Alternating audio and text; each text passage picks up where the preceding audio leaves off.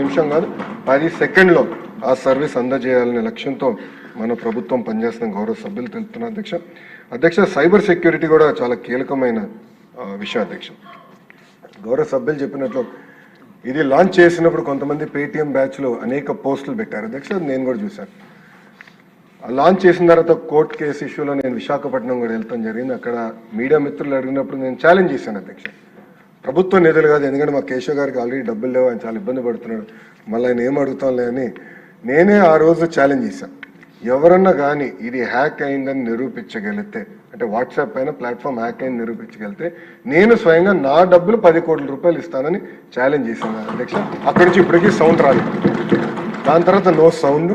దీని గురించి మాడతాం మానేశారు. బహుశా వాళ్ళు కూడా సర్టిఫికేట్లు తీసుకున్నారని నేను అనుకుంటున్నాను అధ్యక్ష. అంటే మాజీ ముఖ్యమంత్రి గారు ఫోన్ లేదన్నారు, కేశవ్ గారు టెక్నాలజిస్ట్ ఉన్నారు కదా, ఒక ఫోన్ కొనిచ్చి వాట్సాప్ ఇన్స్టాల్ చేసి పంపిస్తే ఆయన కూడా నేర్చుకుంటారు వాట్సాప్ గవర్నెన్స్ గురించి నేను బలంగా నమ్ముతున్నాను అధ్యక్ష. దాంతోపాటు అధ్యక్ష, మనం ఎక్కడ పర్సనల్ డేటా అనేది ఈ ప్లాట్ఫామ్లో మేము ఎక్కడ మెయింటైన్ చేయట్లేదు.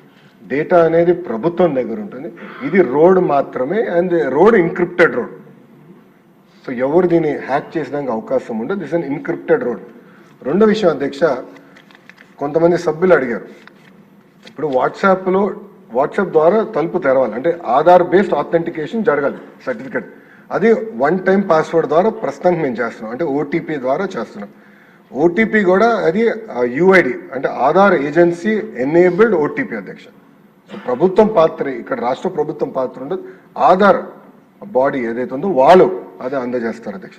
అంతేకాకుండా మన రివ్యూ చేసినప్పుడు గౌరవ ముఖ్యమంత్రి గారు ఆధార్ ఓటీపీ కాదు ఫేషియల్ రికగ్నిషన్ కూడా చేయొచ్చు కదా, అంటే ఒక ఫోటో తీసుకుంటే ఆటోమేటిక్గా వెరిఫై చేసి ఇమీడియట్గా దాని ద్వారా కూడా తలుపులు తెరవచ్చు కదా, అంటే ఆధార్ ఆథెంటికేషన్ చేయొచ్చు కదా, ఎయిర్పోర్ట్లో జరుగుతుంది మీరు కూడా చేయొచ్చు కదా అని మన ఆదేశాలు జారీ చేశారు అధ్యక్ష.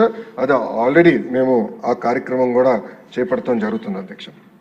అంతేకాకుండా అధ్యక్ష, కొంతమంది గౌరవ సభ్యులు కూడా ఈ డాక్యుమెంట్స్ ఏదైతే ఉందో దానికి లీగల్ వ్యాలిడిటీ ఉందా అని అడిగారు అధ్యక్ష. ఐటీ యాక్ట్ ఏదైతే కొత్త ఐటీ యాక్ట్ ఉందో, physical document is equal to electronic document and vice versa.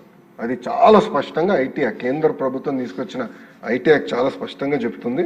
అంతేకాకుండా ఏదైతే ఈ క్యూఆర్ కోడ్ బేస్డ్ ఆథెంటికేషన్ ఏదైతే మేము అంటే రివ్యూ ఏదైతే పెట్టుకున్నామో దాన్ని కూడా చట్టబద్ధత తీసుకొస్తే బాగుంటుందని మనం డిస్కస్ చేసాం. అది నెక్స్ట్ సెషన్లో తీసుకొస్తామని గౌరవ సభ్యులకు చెప్తున్నాం అధ్యక్ష. అంతేకాదు అధ్యక్ష, రాబోయే రోజుల్లో మన లక్ష్యం ఒకటి పెట్టుకున్నాం అధ్యక్ష, ప్రతి సర్వీస్ అంటే ప్రభుత్వం ఏ సర్వీస్ అందించాలన్నా, ప్యాడీ ప్రొక్యూర్మెంట్ అవ్వచ్చు, ఆర్టీసీ అవ్వచ్చు, ఎన్ని సర్వీస్ వాట్సాప్ ఫస్ట్ ఎనేబుల్మెంట్ చేద్దాం, అంటే మన మిత్ర ఫస్ట్ ఎనేబుల్మెంట్ చేద్దాం అనే లక్ష్యంతో పనిచేస్తున్నాం అధ్యక్ష. ఇది గౌరవ ముఖ్యమంత్రి గారు ఒప్పుకోరు కానీ ఒక టార్గెట్ పెట్టుకోవాలి అధ్యక్ష. ఆయన పెద్ద టార్గెట్లు పెడతారు మాకు. జూన్ 30 కల్లా 500 సర్వీసెస్, మినిమం 500+ సర్వీసెస్ ఈ ప్లాట్ఫామ్ మేము తీసుకొస్తాం. ఏఐ ఎనేబుల్మెంట్ కూడా చేస్తాం, వాయిస్ బేస్ అసిస్టెంట్ కూడా తీసుకొస్తాం అధ్యక్ష.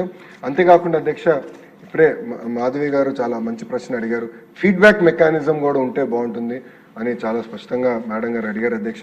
అది కూడా ఎనేబుల్ చేయాలనేది మన ప్రభుత్వం నిర్ణయం తీసుకుంది. సో ట్రాన్సాక్షన్ ఏంటంటే వాళ్ళ నుంచి ఫీడ్బ్యాక్ తీసుకుని బాగా జరిగిందంటే ఓకే, బాగా జరగలేదంటే ఏ కారణం వల్ల బాగా జరగలేదు, ఎలా ఆ సర్వీసెస్ క్వాలిటీ ఇంప్రూవ్ చేయాలనే దానిపైన ఆ ఫీడ్బ్యాక్ మెకానిజం కూడా తీసుకొస్తున్నాం అధ్యక్ష.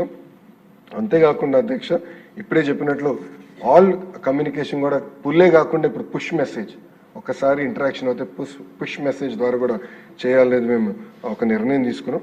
ఇంకో పక్కన గౌరవ సభ్యులు కూడా చెప్పారు అధ్యక్ష, G2C కాదు G2B అంటే బిజినెస్ కూడా ఇన్సెంటివ్స్ అప్లై చేయాలన్నా, పర్మిషన్స్ అప్లై చేయాలన్నా అవన్నీ మీరు ట్రాన్స్పరెంట్గా ఆన్లైన్ ప్లాట్ఫామ్లో పెడితే, అంటే ఇలాంటి ప్లాట్ఫామ్ మన మిత్ర పైన వాట్సాప్ పైన పెడితే చాలా సులభంగా ఉంటుందని అద్భుతమైన సలహా ఇచ్చారు. ఆల్రెడీ ఆ కార్యక్రమం ప్రారంభించాం అధ్యక్ష. అంటే ఏఐ ద్వారా అడ్వాంటేజ్ ఏమవుతుందంటే రియల్ టైం డాక్యుమెంట్స్ కూడా రీడ్ అయిపోతుంది అధ్యక్ష. సో డాక్యుమెంట్ అప్లోడ్ చేసిన వెంటనే, సపోజ్ ఫైర్ సర్టిఫికేట్ ఉంది, మనం అప్లోడ్ చేస్తాం, ఇమీడియట్లీ ఫైర్ డిపార్ట్మెంట్ డేటాబేస్తో నేను చెక్ చేసుకుంటాను, రియల్ టైం ఇది వ్యాలిడ్ డాక్యుమెంట్ కాదని తెలిసిపోతుంది. ఏమైనా తేడా అంటే అక్కడనే చెప్పేస్తాను, ఈ డాక్యుమెంట్ కరెక్ట్గా లేదు మీరు చెక్ చేసుకోండి.